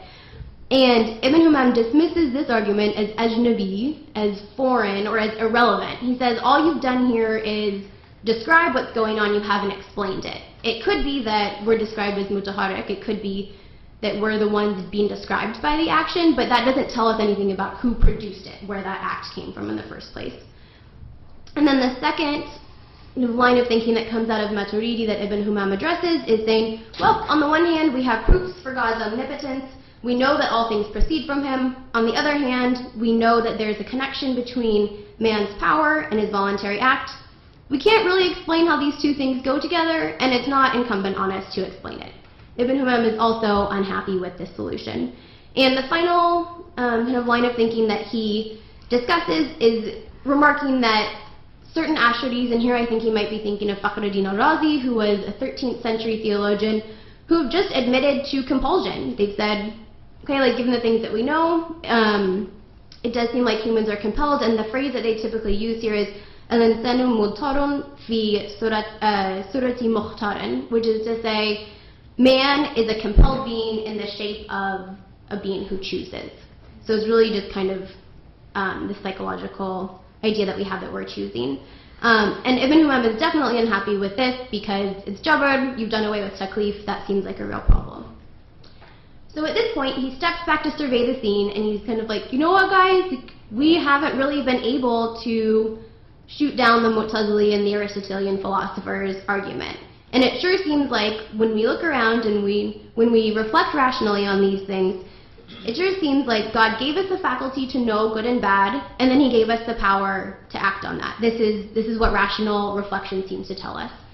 And yet, the Quran says that God is the only creator, and that the appropriate way to think about how the universe functions seems to be this occasionalist system. And so what's interesting here is that Ibn Humam comes back around to the idea of needing to make a takhsis, needing to make a qualification of the Quranic texts. But he doesn't want to just fling open the doors in the way the Mu'tazilis and the Aristotelian philosophers did. He says, we want to just carve out the minimum qualification possible in order to make sense of us being responsible for our actions. And so what is that qualification for him? It's what he calls the azam musammam, we might translate as a firm determination. And in presenting this, he first makes it very clear that he wants to reserve most created acts or most created things for God. So bodily movements, lifting our arms, that comes from God. Acts of the self, as he calls them, so things like our inclinations, our preferences, those are also created by God. However, once God creates in us those inclinations and those preferences, it's then man who brings forth this azam musammam. And the word used here is man awjada, so a person brings forth, he's not using the word khalaqa to create, that's only used for God, but man does bring forth into existence this firm determination, and it's kind of on that occasion that it's God's habit to then create the act. And the way that Ibn Humam puts this is mahalu qudratihi azmuhu, or the locus of man's power is this firm determination. So it seems like, if I'm understanding this, that what he's suggesting here is that there is an efficacy to the qudra, but it's not on the act, it's on the azm. And for him, this is sufficient to make sense of taklif, of religious responsibility, why we have meaningful ownership over what it is that we do. And it's important to note that the notion of azm was not new to him. We do find it in Razi, who I mentioned before. But whereas Razi said, kind of felt compelled to say, well, this azm ultimately is created by God, or it is directly created by God as well. I think what's really unique about Ibn Humam here is he's saying, no, it is man who brings forth this determination. We also find echoes of this before in Sadr al-Shariat, who was a 14th century theologian. But whereas I think the takhsis, the qualification that Sadr al-Shariat makes, involves kind of creating this separate ontological sphere that he calls itibari, where things are neither possible or impossible, and it's really kind of inappropriate to talk of God's power even extending to that sphere. From this text anyway, I do think Ibn Humam is doing something different. He's not using the vocabulary of itibari, of this kind of relative or mental sphere. He's not really creating a distinct ontological status for what it is that man's doing. I think that he's really making a qualification and saying, no, in the case of the human voluntary act, there's something different going on here. All this said, toward the end of this section that I've been describing, Ibn Humam seems to be concerned that with this system, man might come to see himself as so independent that there's no need to thank God for his acts and the course that our lives take. So he introduces this, well, he doesn't introduce, he brings up tawfiq, which is God's assistance or aid. And he points out we're rarely able to make good choices without tawfiq, without the assistance of God.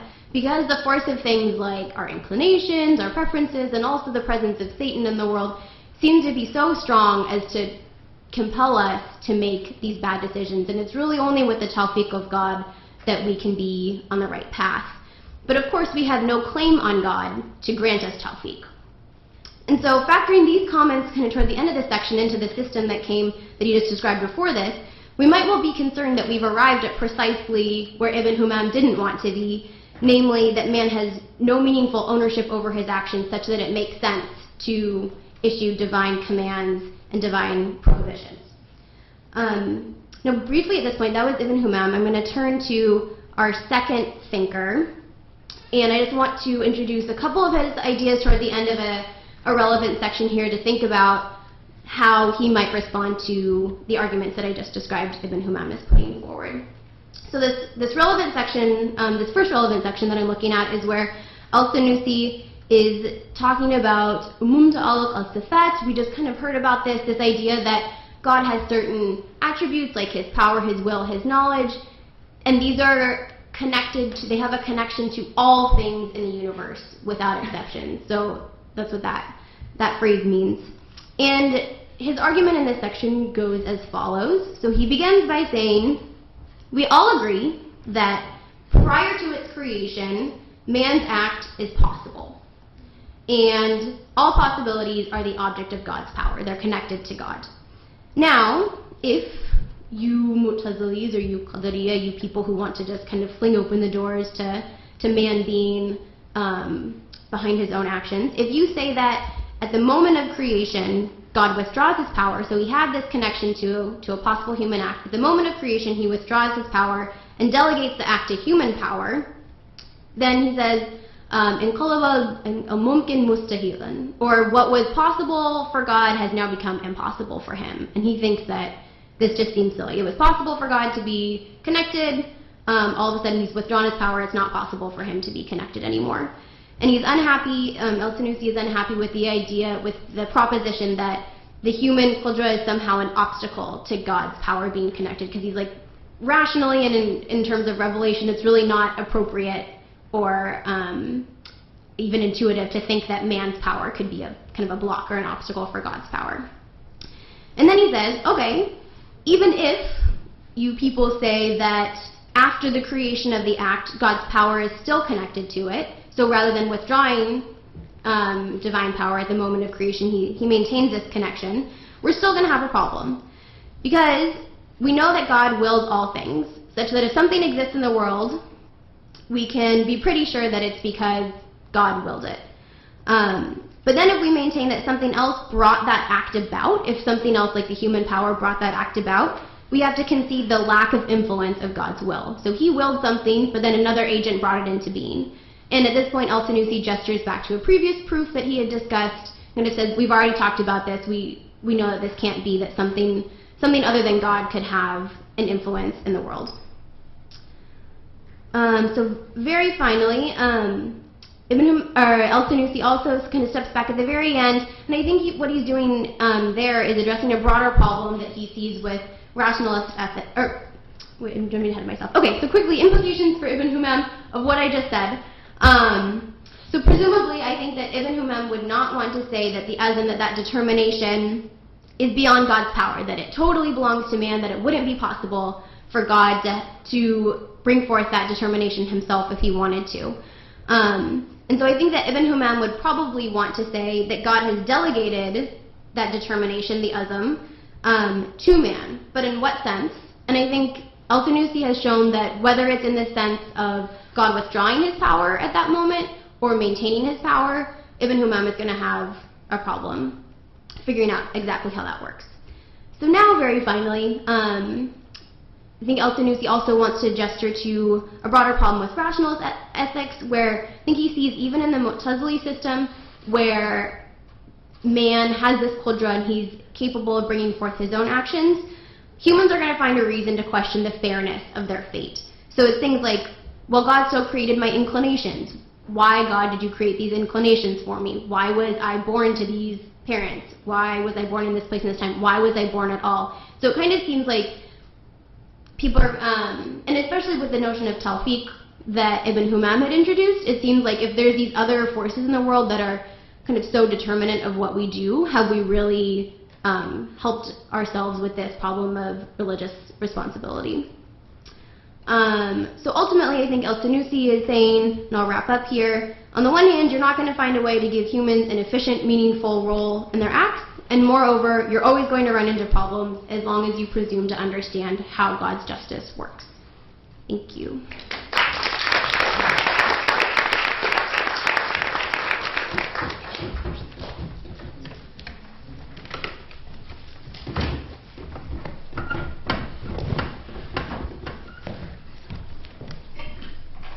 So the last paper for this session will be Nursi on causality by Hasan, Horkuc, and Colin Turner.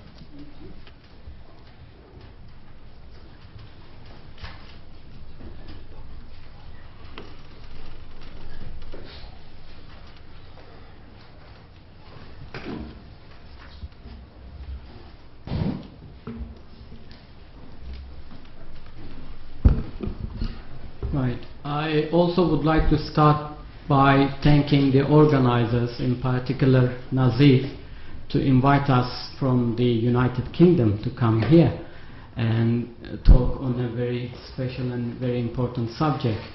We are going to do this in two parts. Colin will talk on Nursi on causality, and I just would like to introduce Nursi to you. So far we've heard about Imam Ghazali, Al-Maturidi, Al-Ashari, very well-known Islamic scholars on the matter of causality. And when we come to Said Nursi, that we come to the 20th century, that Said Nursi was born in 1876 and died in 1960. He was known as Bediüz Zaman, the wonder of the age. And he was an Islamic scholar and philosopher from Turkey.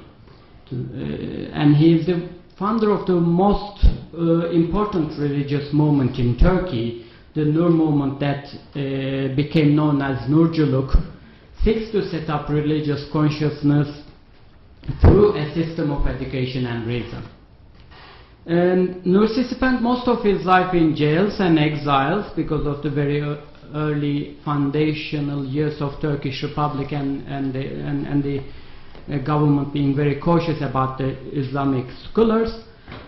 And his impact, the impact of his life and work has been felt within Turkey and far beyond. In short, when he died, Nursi was renowned as the founder of the most important text-based faith movement, most powerful text-based faith movement in Turkey, with the number of Nursi students at the time when he died estimated at more than 1.5 million.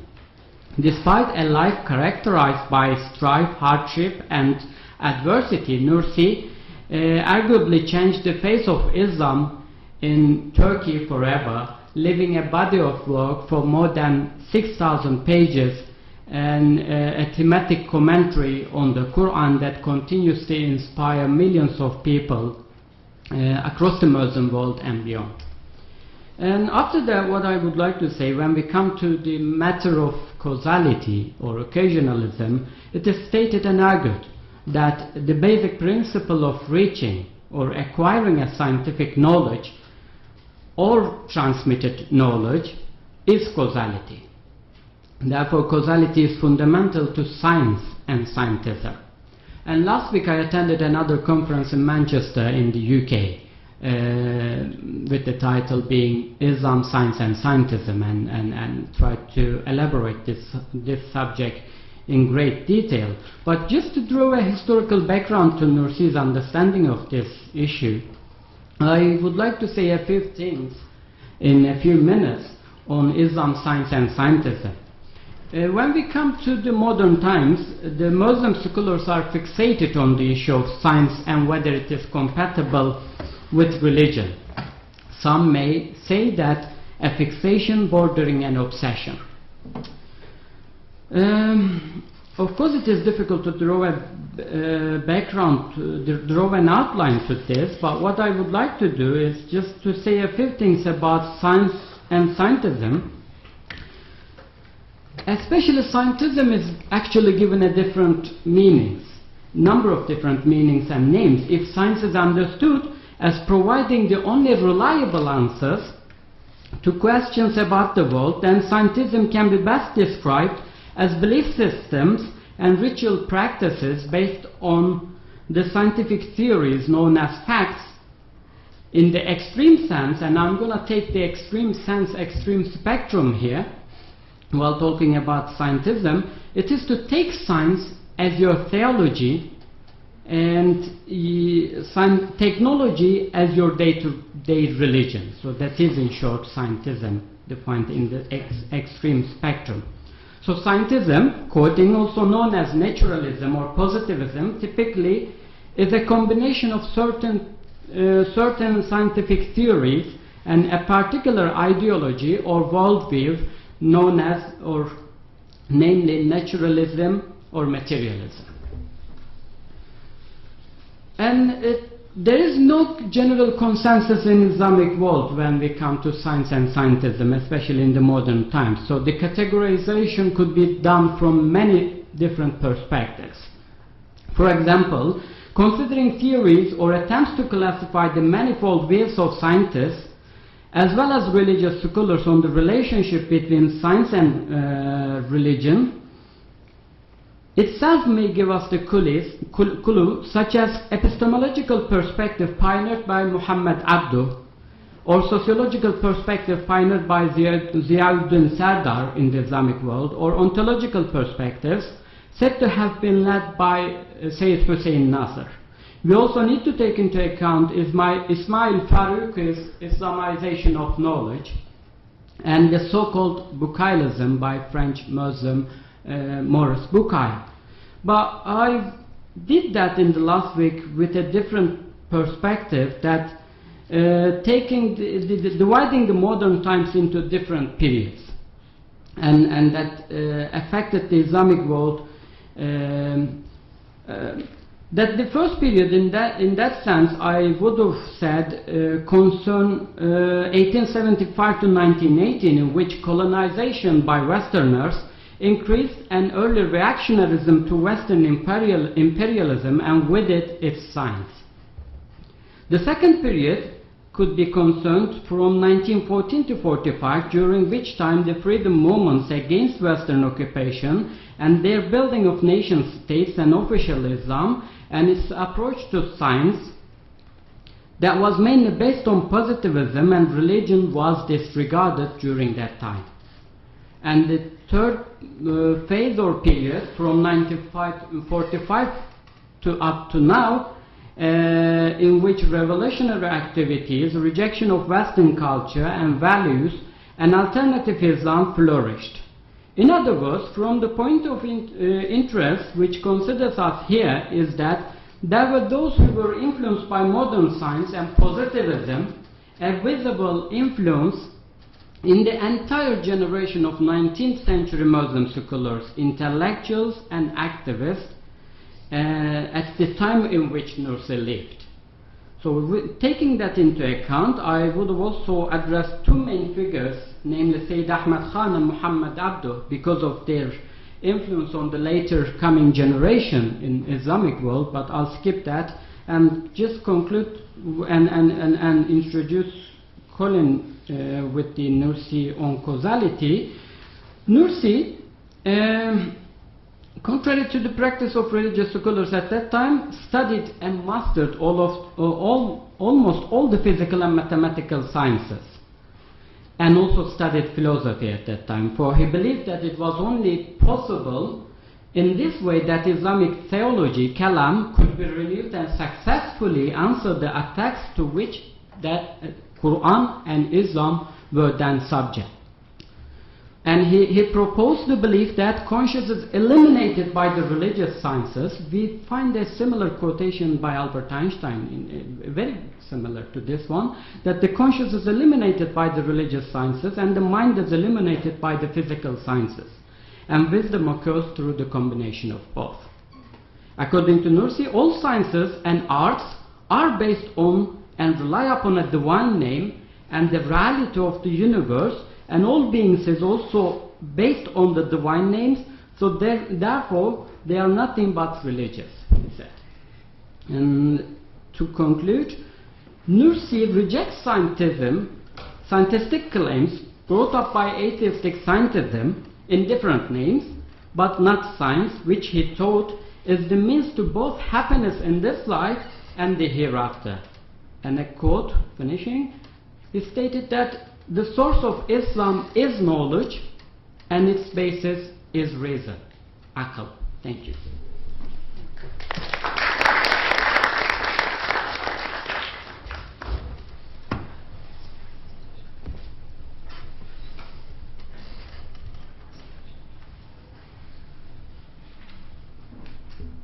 I'd like to thank the organisers for inviting me here.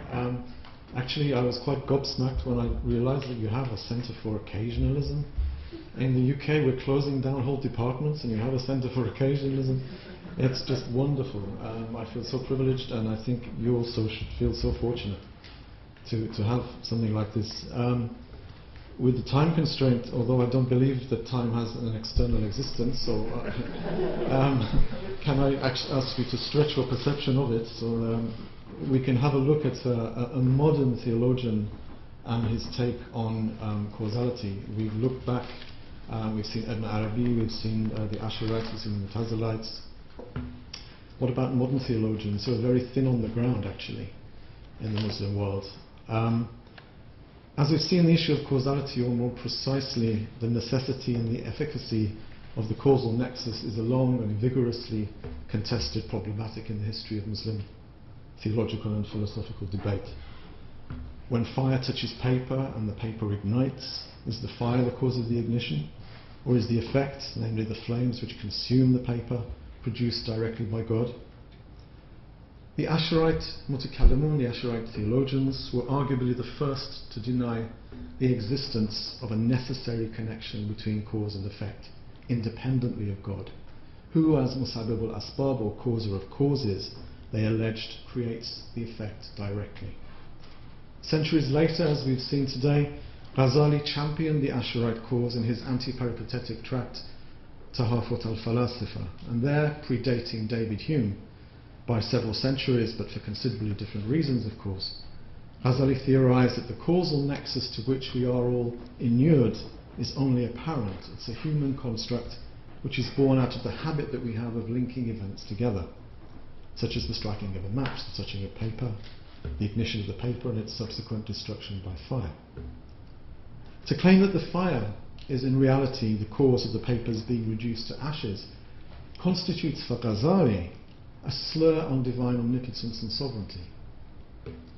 In Ghazali's view, if causes actually possess the potency and the duration needed to bring an effect into being, the role of God in a sense becomes actually redundant, and at best God becomes a kind of prime mover in the old peripatetic sense of the term, with a nominal sovereignty, which is a bit similar to modern day constitutional monarchs, who are kings and queens of all they survey in name alone. Said Nursi's repudiation of causality is to a certain extent informed by both the atomistic theology of the Ash'arites and the syncretism of Ghazali.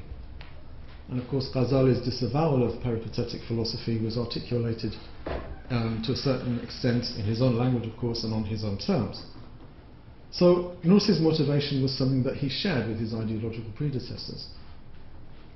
Unlike the Ash'arites, whose sole objective seems to have been the desire to save divine sovereignty from the onslaught of the philosophers, Ghazali was fueled in all of his endeavours, including his debunking of the peripatetics, by an avowed intention to revivify belief among the Muslim masses, hence his ihya. 8 centuries later, Nursi was moved to echo Ghazali's teachings on causality for almost identical reasons. However, the goalposts, of course, had now changed, and the old bête noire of peripatetic philosophy had been joined by what Nursi claimed was one of its ideological offspring, and that is materialism, scientific materialism. Founded on the premise of causal efficacy, scientific materialism was considered by Sayyid Nursi to be the major threat to Muslim faith at the turn of the 20th century. His rejection of the claims of scientific materialism runs through his work, the Risale-i-Nur, which Hasan alluded to, which is a 6,000-page commentary on the Quran, like a leitmotif. But it finds its most trenchant expression in a treatise he wrote in the early 20s called A Treatise on Nature, or Tabiat Risalesi. Nursi's treatise on nature rests on his refutation of a series of propositions which, he says, are commonly used and imply unbelief. They're used by believers, but they imply unbelief. And these include the belief that causes create, the assertion that things form themselves, and the assumption that beings exist because nature has created them. Furthermore, he says that these propositions are actually forwarded by believers who fail to understand the implications of what they're saying when they use these phrases. And in this treatise he invokes, among other things, the cosmological argument, the anthropic principle, the argument from design, and he also employs the kind of dialectic that was championed by Ghazali in Ghazali's refutation of the philosophers. Nursi takes each of these propositions in turn and attempts to demonstrate what he considers to be the bankruptcy of these 3 central planks of naturalist, atheist belief in causality. And of course his ultimate goal is, once he's shown that these 3 propositions are baseless, there is no option but to accept what he calls the 4th way, which is the way of divine unity. According to this 4th way, the created realm is a realm in which God's works are constant and continuous. Nursi says that God has 2 ways of creating. The first is through origination and invention, or what he calls ibda, from the Arabic. I'm quoting him directly here. That is, he brings a being into existence out of nothing, out of non-existence, and creates everything necessary for it, also out of nothing, and places those necessities in its hand. That's the first way. The second way is through what Nursi terms composition or insha. And again I quote, that is, he forms certain beings out of the elements of the universe in order to demonstrate subtle instances of wisdom, like displaying the perfections of his wisdom and the manifestations, or tajalli, as we heard earlier, of many of his names. Through the law of providing, he sends particles and matter, which are dependent on his command, to these beings and employs the particles in them. So we've got 2 modalities of creation. The creational modality known as ibda may be understood, in a sense, as being similar to the notion of creation ex nihilo, creation from nothing. Although Nursi says there is actually no creation from nothing, it's only apparently nothing, which tends to make it a little bit more complex. That's ibda. Insha may be termed developmental insofar as it sort of connotes the idea of change over time. And one is able to locate the Quranic antecedents for this Nursian schema of ibda and insha in verses such as 36:82, where the formula of kun fayakun stands for ibda, and verses such as 23:78, and in fact any verse which uses the Arabic verb khalaqa, which stands for insha. So we have ibda and insha, origination and development.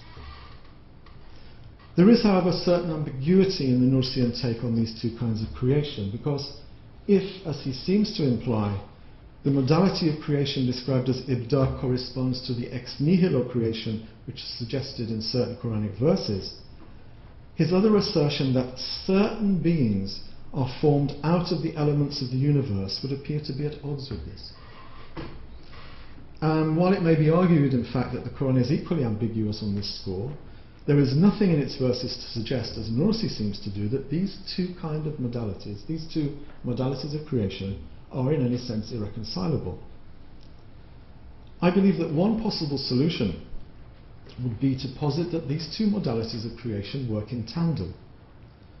On one level, the level of insha, each being is seen to be formed from other beings and developed over time. And an example which is always given for it is the nourishment and concomitant growth and evolution of the embryo in the womb. That is a salient example of insha. On a more fundamental level, however, beings are created and recreated from instant to instant, ex nihilo, or from nothing. On the level of insha, the creation of a being is analogous to the unfolding of a feature film. It is developmental, with one scene giving rise to the next in an unbroken causal sequence. On the level of ibda, however, each being is made up of a succession of instants that are causally unrelated, much like the individual frames of a film. So for Nursi, what is actually foundational is ibda, not insha. Insha is a necessary fiction. And I think it was mentioned before of horizontal and vertical. For Nursi, creation is always vertical, instant by instant. But we see horizontal, we see progression, we see cause and effect, we see the frames of the film seamlessly stitched together and moving. Our perception of creation as the formation of beings from other beings persists partly because of our inherent inability as creatures who are immersed in the time-space continuum to discern the direct hand of God, which, the Quran asserts, creates all beings simply by commanding them to be, bringing them out of apparent nothingness and giving them external existence. In short, we see the moving film, we don't see the individual frames. On the level of the visible realm, the created world, the mulk, the shahada, we see God's creative act in terms of a causal sequence. But on the level of the hidden world, the malakut, the ghaib, God creates each effect directly from apparent nothing and recreates continuously, and nothing persists for more than an instant.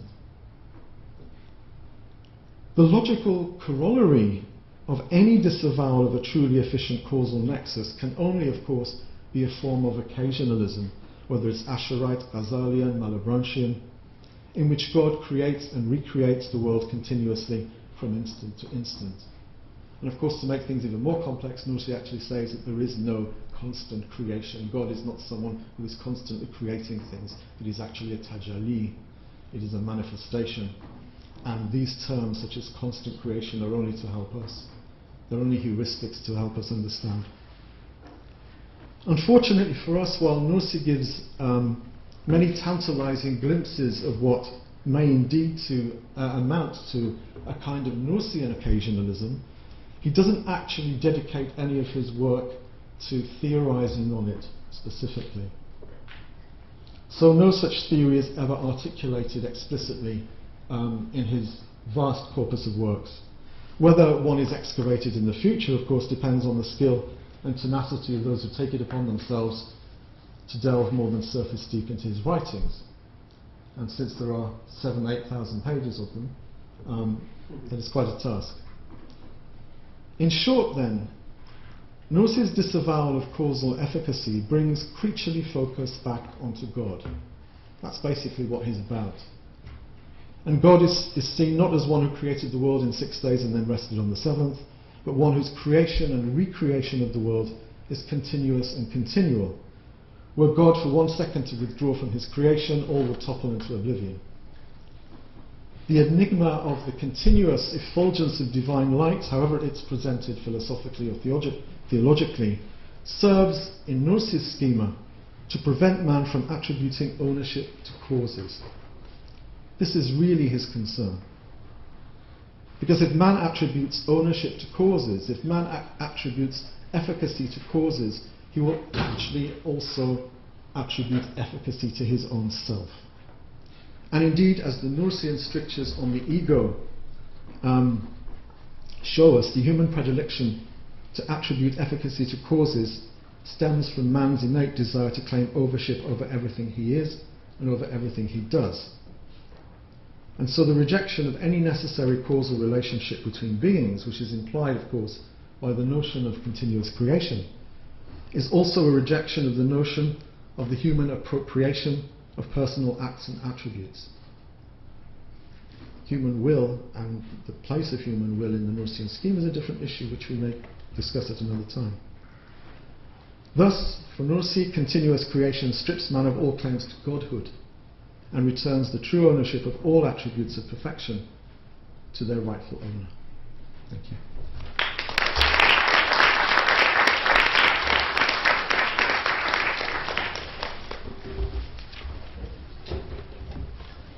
So we have 10-minute break, then we will come here for the discussion session. Questions?